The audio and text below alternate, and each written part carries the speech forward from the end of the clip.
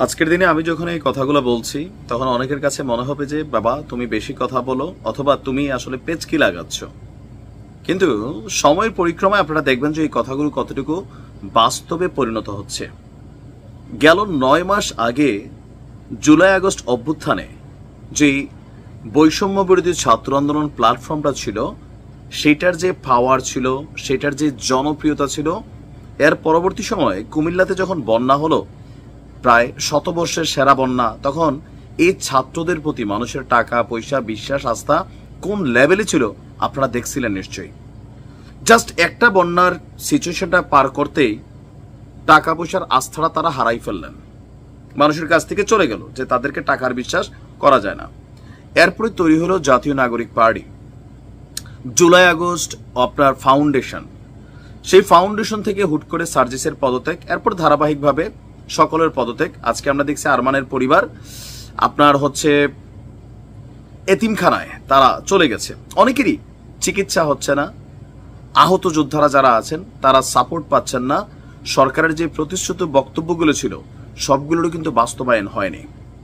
অপরদিকে ঠিক 9 মাস আগে সার্জিসদের জীবনযাপন আর আজকের দিনে সার্জিসদের জীবনযাপনে তাদের সাথে যারা একসাথে লড়াই করেছে, একসাথে রাজপথে নেমেছিল, এই যে বিভাজন অর্থনীতির, জীবনযাত্রার হ্যালো পাওয়ার লেভেল, এগুলোতে বা উপদেষ্টা পরিষদে আমাদের উপদেষ্টাদের এন্ট্রি, সকল কিছু মিলিয়ে একটা বিভাজন তৈরি হয়ে গেছে।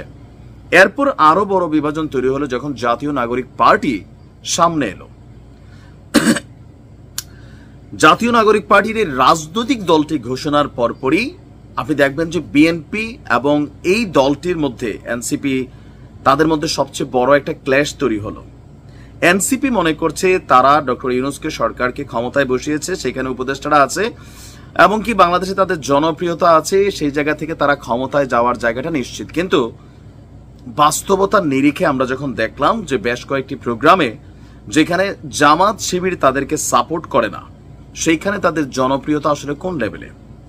এরপর দলটির একদম ঊর্ধ্বতন যারা আছেন একের পর এক তাদের বিরুদ্ধে নানান বিতর্কিত কর্মকাণ্ড, ইচ্ছায় অনিচ্ছায় মিডিয়ার ট্রায়াল, সকল কিছুর শিকার হচ্ছেন তারা। আর দিন শেষে আজকের দিনে এসে ফাইনালি বিএনপি এবং এনসিপির যে দ্বন্দ্ব প্রকাশ্যে চলছে, এটা যদি মাঠ পর্যায়ে সংঘর্ষে গড়ায়, মুহূর্তে মাঠ থেকে আউট হয়ে যাবে এনসিপি। কেন এনসিপি আউট হয়ে যাবে? জনগণের যে আস্থার জায়গাটা, সেই জায়গাটা টোটালি নষ্ট হয়ে গেছে। এনসিপি এখন একটা টিম হয়েছে যারা এই দলটার উপরে ভর করে নিজেদের কেরিয়ার গোছাইতে পারবে এমন কিছু মানুষ সারা বাংলাদেশ থেকে দলটার সাথে মিলছে। আবার আওয়ামী লীগ নিষিদ্ধের পর জামাত শিবির, রাজাকার ইস্যু, গোলাম আজম ইস্যুতে, জাতীয় সংগীত ইস্যুতে এনসিপির সাথে জামাতের একটা দূরত্ব হয়েছে। এই দূরত্বটাও রাজপথে কিন্তু একটা বড় ধরনের ইফেক্ট তৈরি করে ফেলছে। সেনাবাহিনীর সাথে হাসনাতের বক্তব্য, এটাকেও অনেকেই পছন্দ করে নাই। সার্জিসের পাল্টা কাউন্টার, আবার 24 ঘন্টার মধ্যে আবার পোলটি, এটাকেও পছন্দ করে নাই। ইশরাকের বৈধ মেয়র পদকে নিয়ে সার্জিসটা যেভাবে মব টবের শব্দ বলছেন, এগুলো নিয়ে পাল্টা কাউন্টার হচ্ছে। গত 9 মাসে আমাদের হিরোরা শেখ হাসিনার ডাস্টবিন বা শেখ হাসিনার ছবিতে যেভাবে জুতা নিক্ষেপ দেখেছি, আসিফের ছবিতে সেম, মাহফুজের ছবিতে সান্ডা অ্যাক্টিভিটিস হয়েছে। বাকি আছে সার্জিস, হাসনাত। হাসনাতের অবস্থা দেবিদ্বার থেকে দেখেন, পুরো বাংলাদেশটা আউলাই ফেলছে, বিএনপিটা আওয়ামী লীগের টাকায় চলে বইলা। এই যে সার্বিক অবস্থান, সেখান থেকে আপনি দেখেন যে তারা তো এখন রাজনৈতিক দল, তারা এখন আর জাতির হিরোর জায়গা থেকে কথা বলে না, তারা ক্ষমতায় যাবে, ক্ষমতার যাওয়ার জন্যই তারা রাজনীতি করছে। এখন জনগণের, আমজনতার ফিলিংস কি? আমাদের এই কথাগুলো একদম আমজনতার ফিলিংস থেকে আসতেছে যে ভাই এই দেশের কোনো পরিবর্তন হবে না, এই দেশটার কোনো পরিবর্তন হবে না।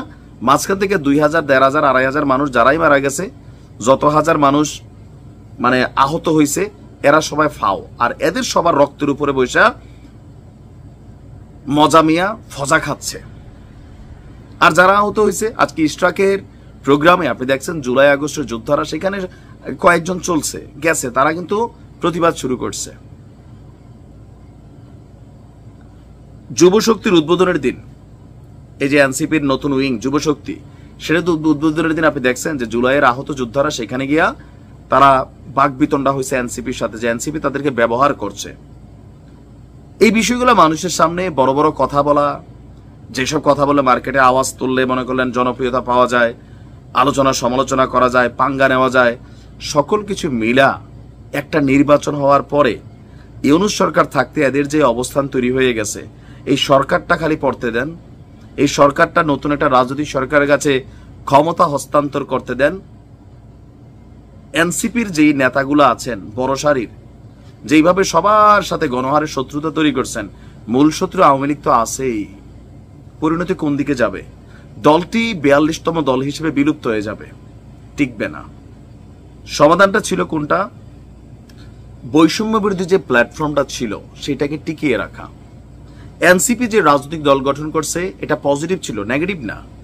একদিকে নেগেটিভ একদিকে পজিটিভ। বাট পজিটিভ ভাবটা থাকতো যে ক্ষমতায় যাওয়ার জন্য সবাইয়ের বিপরীতে তারা খারাপ, তারা 16 বছর কি করছে, ট্রাক সরাইতে পারে নাই, ব্যানার সরাইতে পারে নাই, এই যে বক্তব্যগুলো, এগুলো স্বাভাবিকভাবে দলগতভাবে বিএনপিকে হিট করছে, একের পর এক বক্তব্য বন্ধুত্বপূর্ণ হিট করছে, তো সেখানে শত্রুতা জোড়াই ফেলছেন। এগুলো না করে দরকার ছিল যে নতুন একটা রাজনৈতিক দল হিসাবে মানুষের কাছে তাদের সমর্থন ছিল।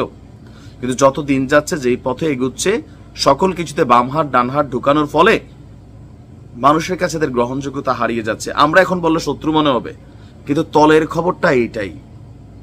আপনি এনসিপির শুধু নিজস্ব নেতা কর্মী নিয়ে একটা প্রোগ্রাম করতে বলেন, যেখানে বিএনপি যাবে না, জামাত যাবে না, অন্য কেউ যাবে না, শুধুমাত্র এনসিপি আর আমজনতা। এখন আমজনতা ভাড়াইটা জনতা আছে, ওইগুলা বাদ দিয়া আপনি একটা প্রোগ্রাম দিতে বলেন সোহরাওয়ার্দী ময়দানে, শাহবাগে, পাবেন না মানুষ। এনসিপির উচিত নিজেদের ভুলগুলোকে মাথায় রেখে অর্থবিত্ত ক্ষমতার পিছনে না দৌড়াইয়া, বিতর্কিত না হইয়া, মানুষের কাছে যে হিরো মনোভাবটা ছিল সেই জায়গাটা আবার রিটার্ন করা, নয়তো পরিণতি অনেক খারাপ হবে। দলের তো হবেও, আর এটার যারা মুখ্য আছেন, বিট্রেয়ার আছেন পজিটিভ নেগেটিভ মন্তব্যে, তাদের পরিণতিও খারাপের দিকে যাবে। আমাদের কাজ বলার, সচেতন করার, করছি। ভালো থাকুন।